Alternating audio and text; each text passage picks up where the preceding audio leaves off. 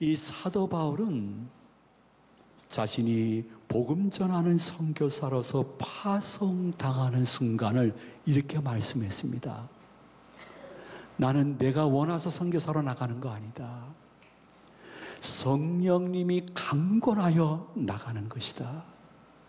그리고 내가 그 지역 가고 싶어서 가는 거 아니다.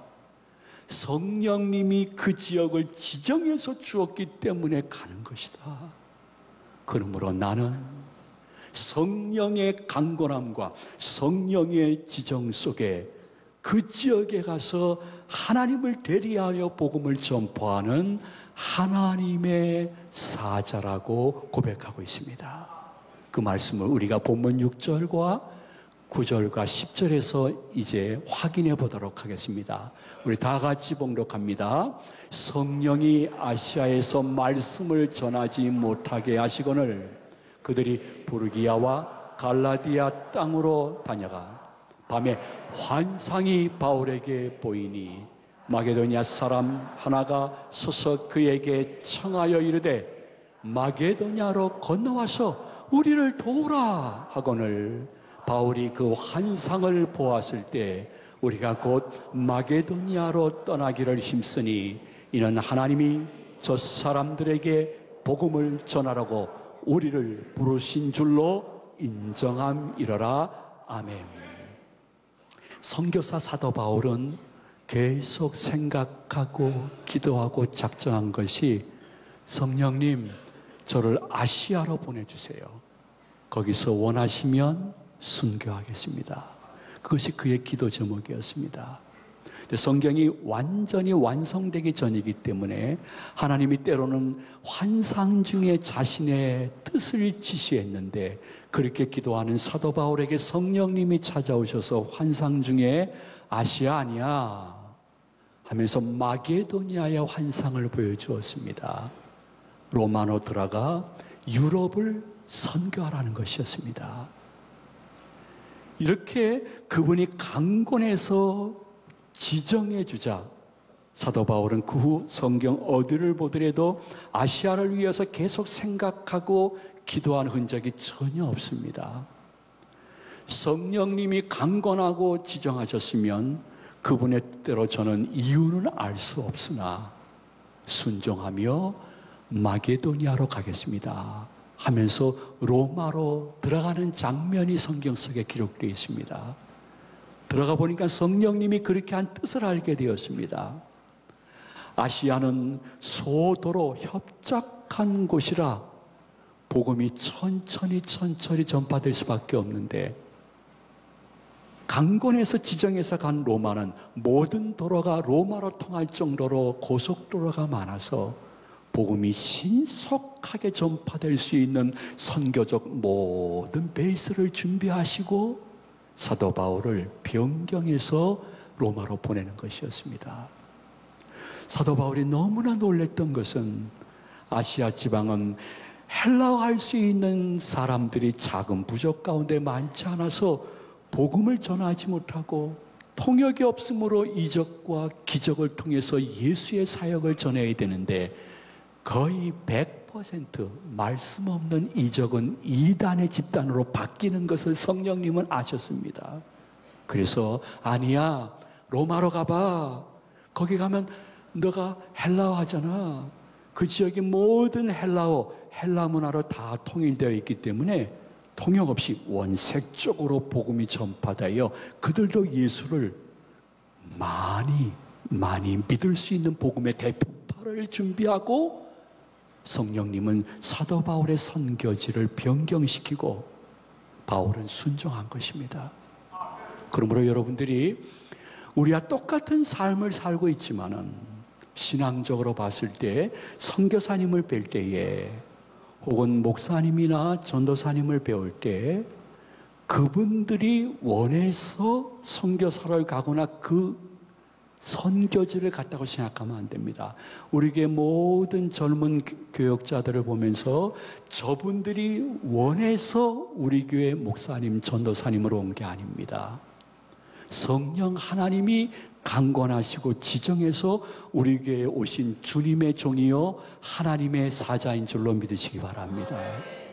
그러므로 선교사님들은 그렇게 강건함으로 떠난 파송된 선교사님이고, 우리는 그렇게 성령의 명령에 순종해서 떠난 선교사님들에게 기도나 혹은 물질이나 혹은 단기 선교로 그분들과 아름다운 동행을 하는, 우리는 보내는 선교사인 것입니다. 여러분의 정체성을 다시 한번 아버지 존전에서 이 시간 정리해야 될 것은, 아하, 그분들은 파송된 선교사님이고 나는 보내는 선교사님이구나. 같이 아름다운 동행을 해야 되는 것이구나. 맞아. 아이고, 우리 교회 그 목사님, 전도사님, 제 아들뻘이에요, 딸뻘이에요.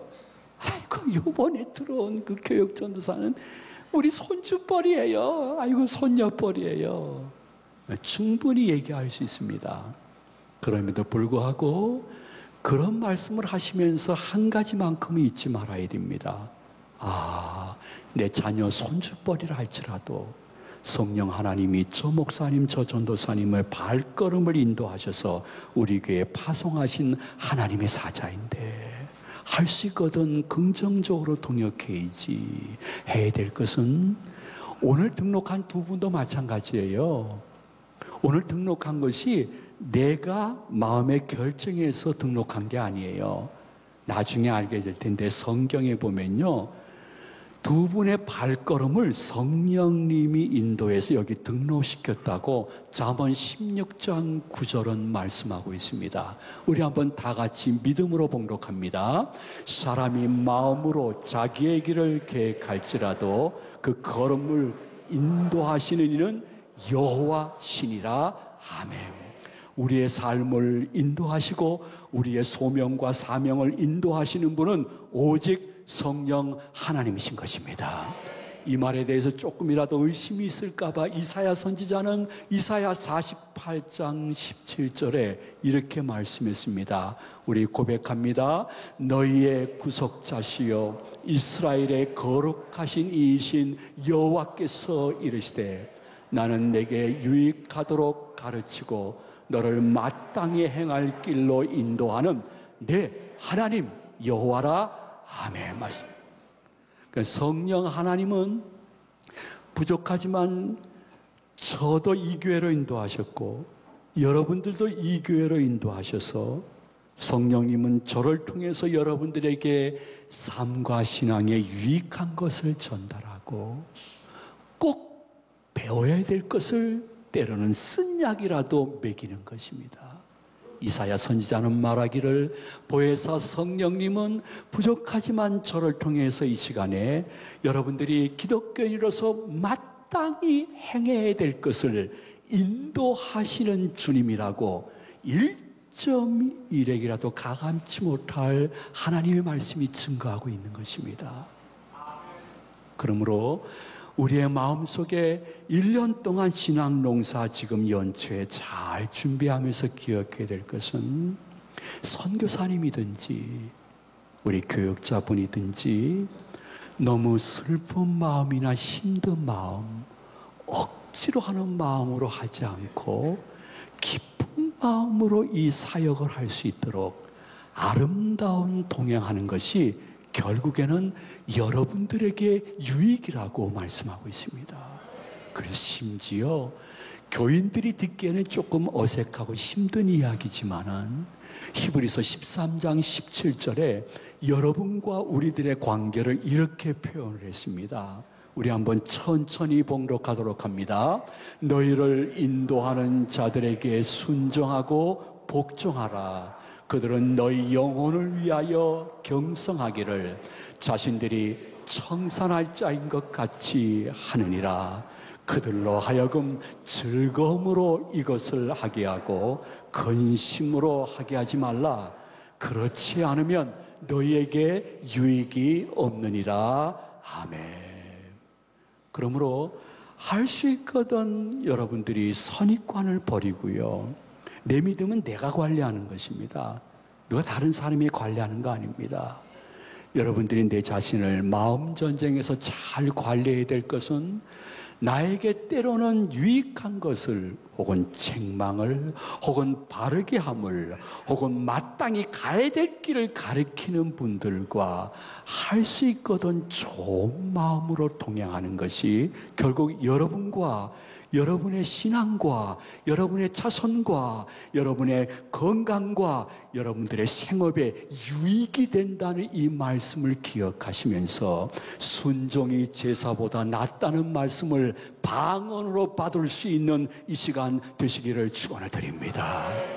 그런데 이렇게 선교사로 파송이 되어서 성령님이 지정한 곳으로 가신 선교사님들에게는 그 현장에서 그 지역에서 동역자를 하나님이 허락해 주십니다. 그래서 그와 함께 복음을 편만하게 전파할 수 있도록 길을 열어주신다는 것이죠. 본문 13절, 14절에 이 해답이 담겨져 있습니다. 우리 한번 봉독합니다. 안식일에 우리가 기도할 곳이 있을까 하여 문밖 강가에 나가 거기 앉아서 모인 여자들에게 말하는데 두아디라시에 있는 자색 옷감 장사로서 하나님을 섬기는 루디아라 하는 한 여자가 말을 듣고 있을 때 주께서 그 마음을 열어 바울의 말을 따르게 하신지라. 아멘. 이 말이 무슨 뜻일까요? 빌립보 지방에 사도 바울이 강권에서 지정하심으로 갔습니다. 아무도 아는 사람이 없었습니다. 그래도 회당 정도 하나는 있겠지. 그래서 그 회당에서 주일날 예배하고 말씀 증거해야 되겠구나 했는데 빌립보 지방에는 회당이 한 개도 없었고, 그래서 사도 바울이 그래 우리가 기도하면서 아버지 하나님 오늘 어느 곳에서나 예배를 드리고 그리고 말씀을 강론하고 서로 중보기도 할 수 있는 사람들을 만나게 해주시옵소서. 기도하고 나갔는데 강가에서 여자들을 만나게 하시고 그 중에 루디아라는 여인의 마음을 성령님이 활짝 열어주셔서 바울의 예수님에 대한 말씀을 듣게 하심으로 말미암아 빌립보 교회가 세워지는데 그들이 개척 멤버가 된 것입니다. 동역자를 만난다는 것, 사도 바울은 어떻게 만났을까? 기도하다가 만난 것입니다. 여러분, 세상 일과 교회 일의 큰 차이점, 번접할 수 없는 차이점이 있다면 딱 하나가 무엇일까요? 여러분, 주님의 일을 하면서 기도하지 않고 하시게 되면 내가 하는 것입니다. 그리고 내 일입니다. 내가 영광 받으려고 합니다. 그러다가 큰 시험 듭니다. 혹시 자신의 지난 날을 보면서 목사님 말씀 맞아요, 맞아 하는 분들이 틀림없이 있을 것입니다. 그러나 기도하면서 내가 무슨 일을 시작하게 되면 내가 하는 것이 아니라 성령님이 하시는 것입니다. 하나님의 일을 하게 되어지는 것입니다. 그 결과도 하나님께 영광을 돌리는 것입니다. 그리고 하나님이 기뻐하시고 교회가 평안하고 부흥하면 나는 저 뒤에 골방에서 그냥 피곤하지만 주인이 기뻐하니까 나도 되게 기쁘네, 편안하네 하면서 푹 잠을 잘 수 있는 사람이 선한 청직이라고 하나님은 말씀하고 있습니다. 여러분, 무슨 일을 하든지 올해는 기도로 시작하셔야 됩니다. 무슨 일을, 교회 일을 하든지 주위에서 나를 너무 기쁘게 하거나 슬프게 하는 사람들에 의해서 자꾸만 마음 흔들리지 말고 계속 기도하는 마음으로, 기도하는 심정으로 하셔야 되는 것입니다. 그리고 마지막 끝까지, 아직은 끝이 아니야, 아직 끝이 아니야, 다음 주님이 주실 은혜가 있을 거야, 회복이 있을 거야, 끝까지 기도하게 되면, 여러분, 사도 바울이 루디아라는 동역자를 만나듯이 여러분도 지금 너무 불안한 그 직분을 맡고 시작을 하는데, 여러분이 기도하면서 시작하고 기도하면서 그 일하고 끝까지 기도하게 되면 여러분들도 사도 바울처럼 생각지 않았던 동역자를 만나게 되는 은혜를 체험하면서 성경이 거짓말이 아니라는 것을 간증하는 때가 있게 될 줄로 믿으시기를 바랍니다. 기도하면요, 동역자만 주시는 것이 아닙니다. 내가 변해서 내가 담대하고 용기가 생깁니다. 기도하면 여러분들에게 생각지 못했던 지혜를 그분이 주셔서, 이거 내가 내 지혜로 했을까? 놀랄 순간도 생기고요. 기도하면서 주님의 일을 하게 되어지면 동역자뿐만이 아니요, 지혜뿐만이 아니요, 아버지 하나님께서 여러분 한 사람 한 사람의 그 직분을 감당할 수 있는 건강도 주시고, 그리고 물질도 주셔서 나누면서 그 사역할 수 있도록 역사하시는 하나님을 만날 수 있는 우리 저희 가족들과 시청자 모든 성도들이 되시기를 축원해 드립니다. 그러나 우리가 한 가지 기억해야 될 것은, 사도 바울은 그렇게 풍요롭고 장사를 잘하는 루디아를 만나서 재정적으로도 동역했지만은, 지금의 여러분, 선교지 가보면 아는데 우리나라 꽤 잘 사는 나라입니다. 그 선교지에 있는 모든 선교사님들이 선교하는 대상들은 루디아 같지가 않습니다. 그들은 사역의 동역자는 될 수 있으나 물질의 동역자는 되지 못합니다. 단기 선교 다녀오신 분들 제 말을 충분히 이해하실 것입니다. 왜냐하면 우리나라의 빈곤은 상대적인 빈곤입니다. 누구는 너무 잘 먹고 잘 살고요, 누구는 너무 힘들게 살고요. 그래서 휴지 짚는 할아버지 할머니에게 나도 모르게 한번 힘드시죠 하고 붙잡고 끌고 가 위로의 말이라도 한마디 던지고 싶은 상대적인 빈곤입니다. 그런데 선교지에서 선교하는 선교사님들이 그 사역지, 그리고 교회에 나오는 어린아이든지 어른이든지 그들은 다 절대적인 빈곤입니다. 서로가 다 빈곤입니다. 그러므로 교회에서 그것이 협력 선교사님이든 파송 선교사님이든 보내게 되어지면 선교비를 보내야 되잖아요. 아무리 많이 보내도 남는 것은 없습니다. 자, 한번 유심히 생각해 봅시다. 자, 선교사님이 우리가 선교 자금을 보내잖아요. 그럼 먼저 그 많은 교회들과 혹은 유치원, 혹은 학교, 혹은 작은 진료실, 이런 것들을 매달 운영하는 운영비로 써야 되는 것입니다. 그러다가 아이고 나도 우리 가족이 있는데 해서 생활비도 써야 되는 것입니다. 동시에 거기에 있는 모든 교인들이 절대적인 빈곤 속에 있기 때문에 그들에게 혹 간식 한 번, 식사 한 번, 주일날 대접하는 것도 선교사님이 해야 되는 것입니다. 놀랍도록 하나님이 은혜를 주어서 교회가 하나를 세웠고 둘, 셋, 넷, 5교회를 세웠는데 수년에 걸쳐서 전도사님, 목사님을 키워서 맡기게 되어지면 그들의 생활비와 그 교회의 운영비를 역시 선교사님이 또 잘라서 드려야 되는 것입니다. 물론 이것이 턱없이 부족하기 때문에 선교 현지에 있는 그 현지인 전도사님, 목사님 혹은 사모님은 항상 부업을 하나나 2개를 더 갖고 있습니다. 그래서 생활비와 이 교회를 운영하는데 교인들에게 큰 어려움이 없게끔 하기 위해서 다들 부업들을 하고 있습니다. 그러면 한번 곰곰이 생각해 보겠습니다. 그들이 얼마나 재정적인 루디아 같은 동역자가 될까? 아주 특별한 교회를 빼놓고는 불가능인 것입니다. 웬 은혜, 웬 사랑으로 저에게는 아직도 양적으로나 질적 구조적으로 그리고 재정적으로 그러한 아픔을 당하지 않고 있습니다. 우리 교인들이 돈이 많아서 그럴까? 저는 절대로 그런 생각 하나님 존전에서 1%도 해본 적이 없습니다. 우리 교인들도 다 힘듭니다.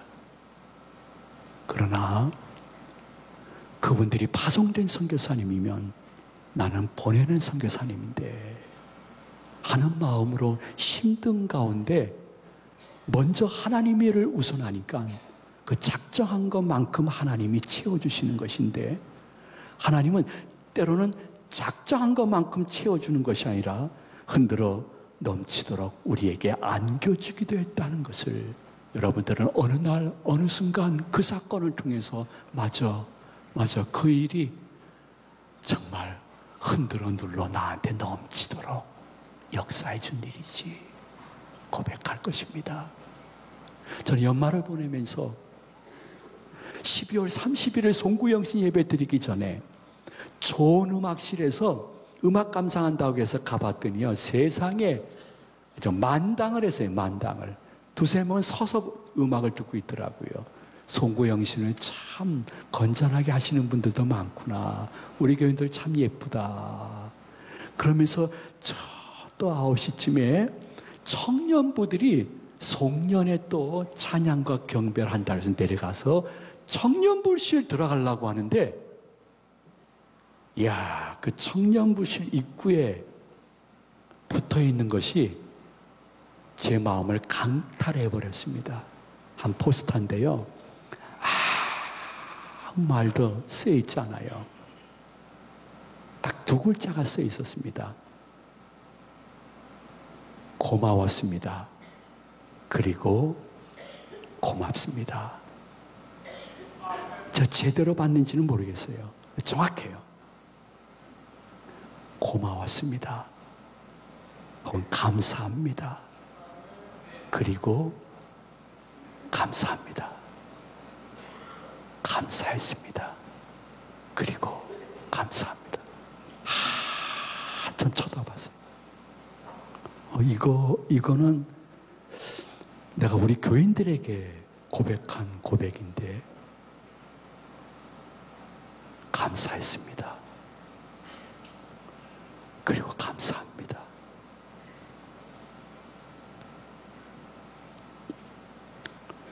야사리판 어떻게 해서라도 교회를 무너뜨리고 교인들을 흩어지게 만드는 각종 사단과 이단의 수많은 글과 영상과 뉴스 속에서 어떻게 양적, 질적, 구조적, 재정적으로